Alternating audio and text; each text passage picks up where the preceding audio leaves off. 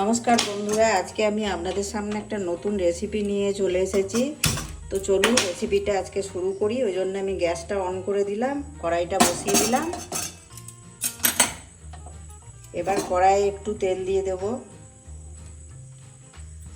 তেলটা গরম হোক। আর এখানে আমি কতগুলো সেদ্ধ আলু আগের থেকে করে নিয়েছি এবং দু টুকরো করে কেটে নিয়েছি। এই সেদ্ধ আলুগুলো এবারে ভাজবো তেলের মধ্যে দিয়ে। দেখুন আমার তেলটা গরম হয়ে গেছে। এবার আমি আলুগুলো এর মধ্যে দিয়ে দেবো। দিয়ে এগুলো নাড়াচাড়া করে ভালো করে একটু ভাজবো লাল করে। আজকে আমি নিরামিষ আলুর দম বানাবো, তাই আলুগুলো একটু লাল করে ভেজে নেব। পরিমাণ মতো হলুদ দিয়ে দিলাম, অল্প একটু নুন দিয়ে দিলাম। এবার নেড়ে নেড়ে এটাকে একটু ভাজবো। একটু লাল লাল হয়ে গেলে আমি তুলে নেবো। আগে থেকে আমি এটা সেদ্ধ করে রেখেছি।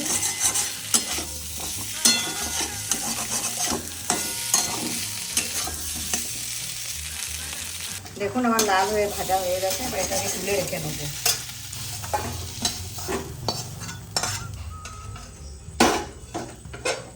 কড়াই আমি তেল দিয়ে দিলাম।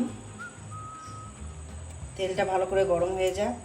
যতক্ষণ তেলটা এখানে গরম হচ্ছে ততক্ষণ আমি এখানে ধনে গুঁড়ো দিয়েছি 1 টেবিল চামচ, 2 টিস্পুন জিরে গুঁড়ো আর পরিমাণ মতো হলুদ দিয়ে এটা মশলাটা গুলিয়ে নেব।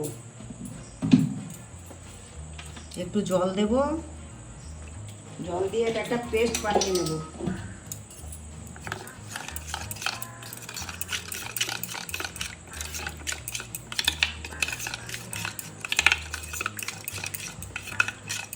একটা পেস্ট বানিয়ে নিলাম। আর এখানে আমার আদা বাটা, আদা, মৌরি আর কাঁচা লঙ্কা একসঙ্গে আমি বেটে নিয়েছি। এই হলো আমার মশলা। আর এখানে নিয়েছি টমেটো পেস্ট, একটা বড় সাইজের টমেটো পেস্ট করে নিয়েছি। দেখুন কড়াইয়ে তেলটা গরম হয়ে গেছে। এবার এর মধ্যে আমি একটা শুকনো লঙ্কা দিলাম, একটু জিরে গুঁড়ো, গোটা জিরে দিলাম আর দুটো তেজপাতা দিলাম ফোড়নে।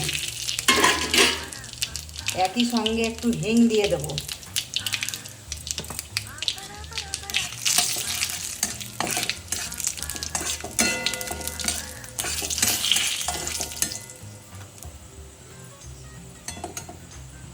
এবার আমি আদা, মৌরি, কাঁচা লঙ্কা বাটাটা দিয়ে দিলাম। ভালো করে কষাবো।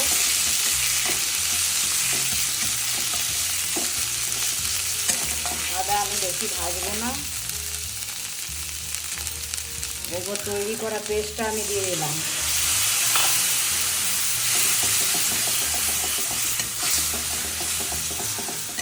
এটা আমি সম্পূর্ণ নিরামিষ আলুর দম বানাচ্ছি, এতে কোনো পেঁয়াজ রসুন নেই।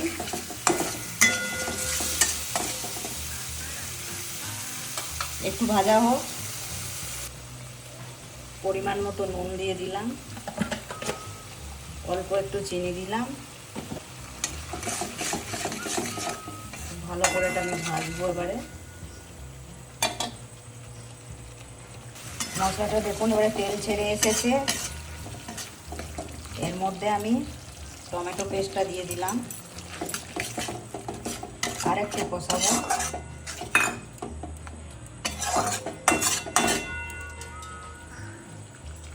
দেখুন আমার মশলাটা ভালো করে কষানো হয়ে গেছে তেলটা দিতে। এবারে আমি এর মধ্যে আলুগুলো দিয়ে দিলাম ভাজা।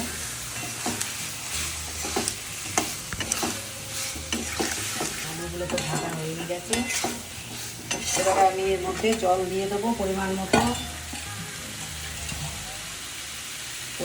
জল দিয়ে দিলাম।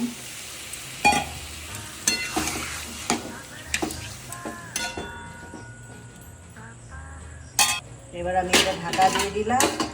ফুটে উঠলে আমি নামিয়ে দেবো। দেখুন এবার আমার আলুর দমটা হয়ে গেছে, একদম তৈরি। বা গ্যাস আমি বন্ধ করে দেবো একটু পরে।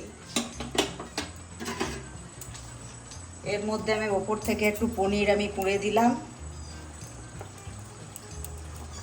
নিরামিষ তরকারি খেতে খুব ভালো লাগবে। আপনারাও চাইলে এইভাবে বানাতে পারেন।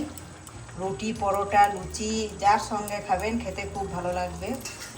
আমি এটা নিজের মতো করে করলাম।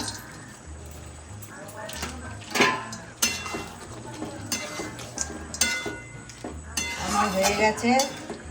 এবার আমি গ্যাসটা অফ করে দেবো এবং ওপর থেকে একটু আমি গরম মশলা দিয়ে দেবো। ওপর থেকে একটু আমি গরম মশলা ছড়িয়ে দিলাম।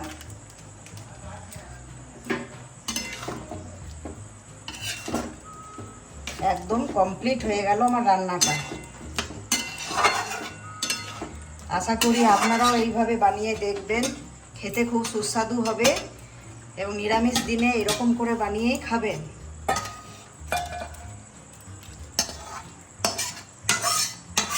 আমি এটা একটু বাটিতে আমি ঢেলে নিলাম।